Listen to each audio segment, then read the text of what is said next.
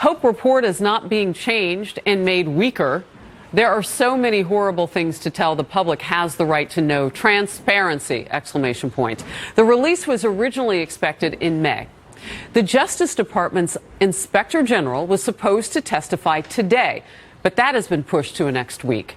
The report expected to hit Comey and other FBI leaders for moving too slowly to review a batch of Clinton emails discovered toward the end of the 2016 campaign.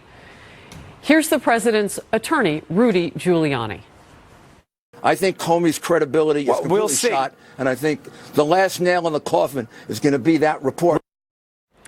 Meanwhile, this is happening. Some Hillary Clinton supporters also are welcoming the review since she has suggested Comey lost the election for her. Chief Intelligence Correspondent Catherine Herridge has more from Washington. Catherine? Well, thank you, Harris. Up on Capitol Hill, we've been sort of pulsing the network and getting in touch with our contacts. And at this point, they're really all in a holding pattern for the Inspector General's report. What they're telling us is that if the report doesn't drop by Thursday or Friday latest, that they expect that next week's hearing will be pushed off again. We're at a point in the IG report where the parties who cooperated are allowed to review the findings that are relevant to them, and then they're able to give their response and make the argument as to why they agree or disagree with the findings that impact them directly. And the reason the IG investigation matters is because the central cast of characters at the FBI who are on the ground floor of the Clinton email case were also on the ground floor of the Russia investigation. I know there are some interviews with FBI officials on this week. These are also officials that we're very interested in because a lot of the Clinton email investigation team are the same people that are involved with the scandals that we're interviewing and we're investigating. One of those players is the FBI's espionage chief, Bill Priestap, and he is on Capitol Hill today for the first time, testifying behind closed doors in front of the House Government Oversight as well as the Judiciary Committees. Priestap is important because he was the boss to FBI agent Peter Strzok, who was removed from the Russia case because of anti-Trump bias that was shown in his text messages with another FBI official, Lisa Page. Bill Priestap arrived here on Capitol Hill about 3 hours ago, and he's been testifying behind closed doors. Lawmakers say a central line of questioning is about the alleged confidential human source that was used to contact members of the Trump campaign. Who was running or directing that source, and when exactly did that process begin? Here's Congressman Mark Meadows. I think we just hopefully will find out what was done, why it was done, and at whose direction. I know there's a lot to keep track of, but I would suggest that everyone kind of pay attention to this critical period in May of 2016. Bill Priestap, who was not someone who traveled outside the U.S. very often on FBI business, was in London that first week of May 2016, and lawmakers as well as congressional investigators want to know if that trip was in any way related to the Russia case that was officially opened 2 months later, Harris. Catherine Herridge, thank you very much. Let's bring in now former Trump campaign manager Corey Lewandowski, currently the chief strategist for the Great America Committee, the Political Action Committee for Vice President Mike Pence. And you're also the co-author of that book, Let Trump Be Trump, with David Bossie. So good to see you today. Let's talk a little bit about where we are with the president's response to all of this.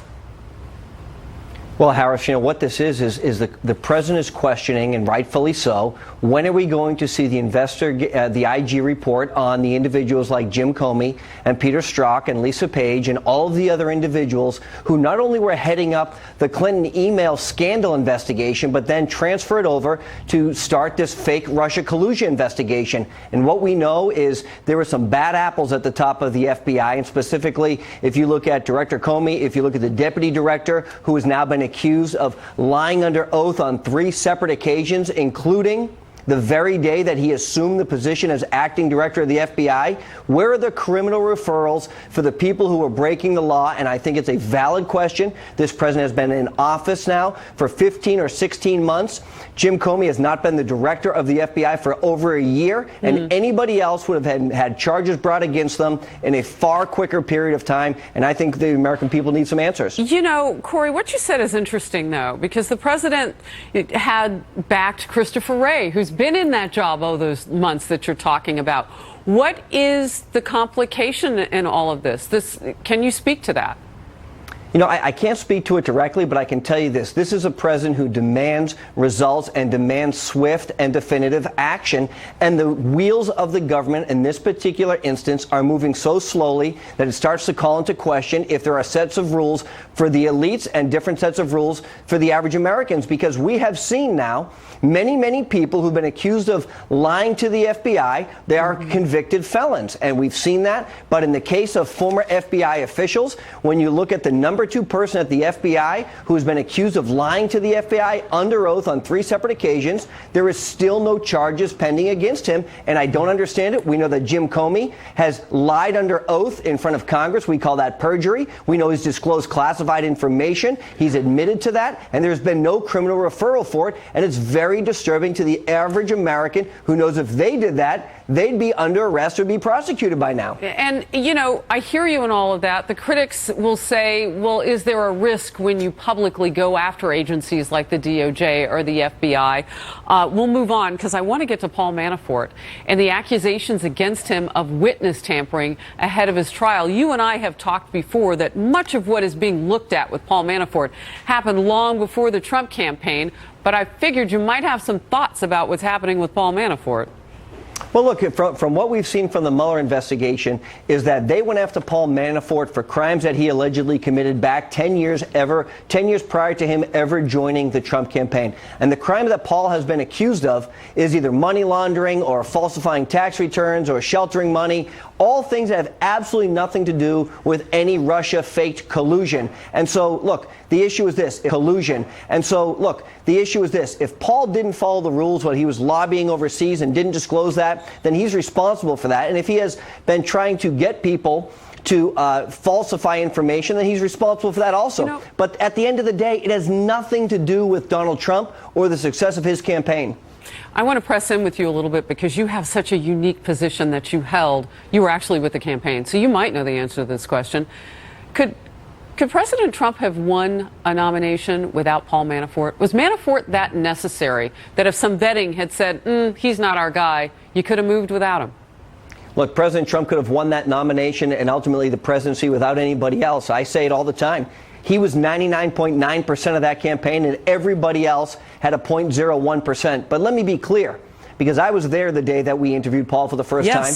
Never, ever, ever did the FBI or any other government agency ever contact me and say, we have some concerns about Paul Manafort of his previous business dealings. We had a FISA application warrant up and running on him prior to him coming to the campaign or after the campaign. Never, ever, ever did a government agency say that Paul Manafort has potentially been doing things overseas that he has been responsible for, and we're looking at him. And in a presidential campaign with 2 candidates left, Donald Trump and Hillary Clinton, you would think if they were concerned about Russia collusion, they would have notified me as the campaign manager or the candidate, or by that extension, they would have notified the Clinton campaign and said, hey, we noticed that you just took $5 million of campaign money and went to a spy.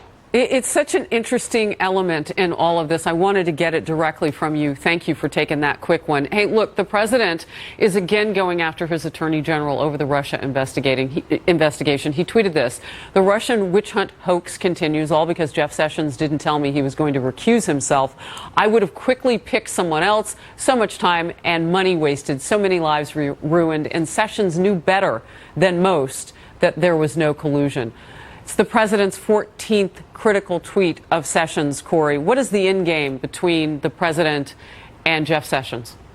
I think what the president wants to do is to get the Deputy Attorney General, Rod Rosenstein, to release all of the information to Congress that they're asking for, the classified memorandums, so that the members of Congress, the Gang of Eight, can see exactly what this Mueller investigation is supposed to be focused on. And Jeff has recused himself from this, which prohibits him from being involved. And the president is disappointed that he didn't know that the Attorney General was going to do that before he was nominated. And I think the president is frustrated that the Deputy Attorney General, Mr. Rosenstein, has not provided the information to Congress that they are duly authorized to have, so that we can find out just for a fact what this investigation is supposed to be about and find out when the Mueller investigation is going to end, because we are certain of one thing now. There was no collusion. There was no coordination between the Trump campaign and anybody from Russia. This investigation has to come to a conclusion quickly. Corey Lewandowski, come back anytime. I appreciate it. Thank you. I will, and congratulations on the new book. Thank you very much. I appreciate that.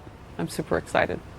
Let's get the other political take on all of this. A man I know very well, former President Bill Clinton, doubling down, I should say, after he came under fire for his response to questions in an NBC interview where he defended his handling of the scandal, the Bill Clinton scandal, with Monica Lewinsky. Clinton says his public apology was enough and that he has no plans to directly ask his former White House intern for forgiveness. Here's what he had to say last night. Watch. The hubbub was I got hot under the collar because of the way the questions were asked. The suggestion was that I'd never apologized. I apologized to my family, to Monica Lewinsky and her family, and to the American people, that I support the Me Too movement, and I think it's long overdue. And I have always tried to support it in the decisions and policies that I've advanced. Those remarks came after the former president first said this. Experian. Identity protection has a new identity. Fox News alert now, voters are headed to the polls today for primaries in 8 states in what some are calling a mini Super Tuesday. But California is taking much of that focus. The state's so-called jungle primary will have the top 2 finishers in their contests advancing regardless of political party, raising particular concern among Democrats that their candidates could be shut out of the general election. Peter Ducey is live for us in San Diego, California, with the story. So how does it work, Peter? Harris, here in California, the number of voters who say they don't identify with any political party are ballooning. Look at these numbers over the last 20 years. You can see that this is the first ever primary where registered Republicans are in 3rd place behind people who are registered to have no preference. But Democrats aren't exactly beefing up their numbers either. The Democrats have to be cautious here, too, because their numbers haven't grown over that 20 years. We also talked to a Republican strategist who helps the party raise millions of dollars here and explained that part of the reason for the stagnation in the Republican ranks is that the last big election didn't have much of a California connection. In that particular year, there was no statewide Republican candidate. It was a contest between 2 strident, progressive, liberal women. And, Hillary Clinton, on a winner-take-all basis, was clearly going to get the electoral vote. So unless you thought that your particular congressman or state assemblyman or assemblywoman, state senator was in jeopardy, and most of these districts in California are safe, there was low incentive to turn out. And just because registered Democrats are dominating doesn't mean they don't have to work for votes. The top Republican running right now, John Cox for governor, has spent just over $5 million on a very high-profile campaign, while a top Democrat, Lieutenant Governor Gavin Newsom, has spent 3 times that much, $15 million. I have seen this movie before, where front runners take things for granted and they just read the polls, and then folks that allegedly were supportive don't turn out because they think, oh, that person's got it, and those folks are looking for work. And Democratic groups from D.C. and elsewhere are also pouring millions of dollars into House races in some districts where they're just trying to get a Democrat to finish in the top 2, because if you're first or second, you move on. But that is not a guarantee in some districts where the highest a Democrat may finish is 3rd place. And if that's the case, Harris, that is going to be the last election. Today is going to be the last election for that candidate this year. Peter, thank you very much. Bringing in now my next guest, California Congresswoman Mimi Walters, Deputy Chair of the National Republican Congressional Committee. Good to see you today. I want to start with where you are in California and whether Democrats have a right to be worried. Democrats do have a right to be worried. Our tax cuts and our conservative economic policy are playing very well, even in this deep blue state. And if I was a Democrat, I would be worried. I'm in Orange County right now. Our returns in my race, almost 50% of the absentees that are being returned are Republican. We're feeling very good about the race. Now, Orange County is typically a little bit more conservative, so I would imagine that you would expect to do somewhat better there than you would do in more liberal areas. But are there areas where Democrats might be surprised? Oh, I think they will be surprised. They're going after 7 of us in California where Hillary won our districts. And I think they think that they have a chance to win these races. And they are going to be mistaken because we are seeing the Republicans turning out so far on the early voting. And there's a lot of enthusiasm on the Republican side. What do you think this tells us about November? We, have been having this conversation about a jungle primary and how people can come out from any party and vote for somebody else of any other party. It's kind of unique. What does that tell us about what could happen in November? Well, I believe that Nancy Pelosi has overplayed her hand because she has said that in order to flip the House, they must do it through California. And I think she's going to find out that that's not going to happen. The Democrats have a very big problem of possibly not getting in the top 2 in a couple of our open seats here in Orange County. And if they get shut out of the general election, there's no way they're going to be able to take the House. And what do you do? I mean, do you have the same problem for Republicans that you do for Democrats? They're bifurcated. You get 2 Democrats on a ticket, and look at what happened in Pennsylvania. I mean, Connor Lamb went slightly to the right, and it got complicated. Do you have that same problem if there are 2 Republicans on the ticket in November? Well, we do have 2 Republicans on a ticket in California's 48th, which is in Orange County, but we also have a lot of Democrats.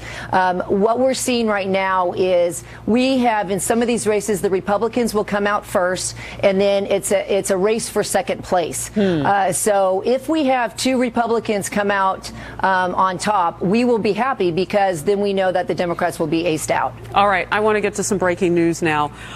Senate Majority Leader Mitch McConnell has just said, due to the historic obstruction by Senate Democrats of the president's nominees, I'm quoting him from a statement, and the goal of passing appropriations bills prior to the end of the fiscal year, the August recess has been canceled. Your reaction? Well, first of all, the taxpayers of this country send all of us to Washington, D.C. to do the people's work. And in the House, we've passed almost 700 pieces of legislation, and the Senate has only passed out close to 200. The Senate is sitting on 500 bills right now that need to be taken up in the Senate. And if Mitch McConnell, the leader, believes that they need to cancel August recess, then I am in full support of it because we need to get the people's work done. This is also some strategy, if you will, because this is calling Democrats out and saying, you have obstructed this way forward. And we've heard the president say this as well. How is this in terms of strategy, do you think? Well, we've had a difficult time having the Democrats come to the table and move legislation forward, and you can see that that's happened in the Senate. I mean, again, they're sitting on 500 pieces of legislation. They've been obstructing the nomination process for this president, and the leader has said enough is enough. Yeah, those nominations, that's part of it. There are some north of 100 positions that they need Congress to move on. Congresswoman Mimi Walters, first time on the program. We're so happy to have you. Thank you very much. Thanks for having me. Breaking developments on the President Trump and dictator Kim Jong-un summit. The White House announcing the venue of next week's planned sit-down with North Korea's dictator. The latest as more pieces of the summit are falling into place. Fox News alert: a short time ago, the White House press secretary announced the venue for next week's summit between President Trump and North Korea's Kim Jong-un. Sarah Sanders tweeted this: the venue for the Singapore summit between POTUS, President of the United States, and leader Kim Jong-un will be the Capella Hotel in Sentosa Island. We thank our great Singaporean hosts for their hospitality. Meanwhile, Congress wants a say in any potential deal, and a bipartisan hearing happened, also wrapped up a short time ago. And just yesterday, key Senate Democrats laid out their demands for any nuclear deal with North Korea. Remember, they sent that letter to the president. The Democrats' demands include the North dismantling and removing every nuclear, chemical, and biological weapon, and agreeing to suspend ballistic missile testing.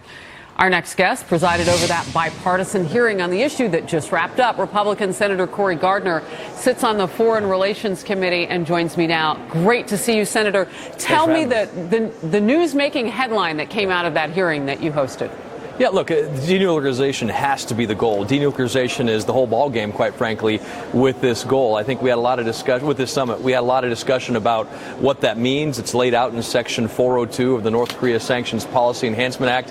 But bottom line is, I think we have to wait and see what comes out of this summit to understand whether or not Kim Jong-un is truly committed to that denuclearization. You know, I don't mean to go backwards in time, but sometimes it can help us go forward. So what happened on Friday with the meetings with the president in North Korea that got us to this point where we're picking hotels and doing that sort of thing at the top of the White House? Well, I commend the president for the letter he sent to Kim Jong-un canceling the summit because he didn't think Kim Jong-un was serious about denuclearization. They have since gotten back with the North Korean envoy. They've had discussions with the military leadership as well as Kim Jong-un. And it was clear now, at least in their minds, that this summit is building toward an agreement on denuclearization. And so the summit is back on again. As you mentioned, they have a location in Singapore. I was just in Singapore. I met with the Prime Minister of Singapore, the Foreign Minister in Singapore, where I talked about the summit. I thank them for their incredible support of this summit. But there's a lot of interest in this Singapore summit, a lot of eyes around the world on what can happen to bring peace in the peninsula. I know by the invitations it was bipartisan, but was the spirit of the meeting bipartisan, this hearing that you just held?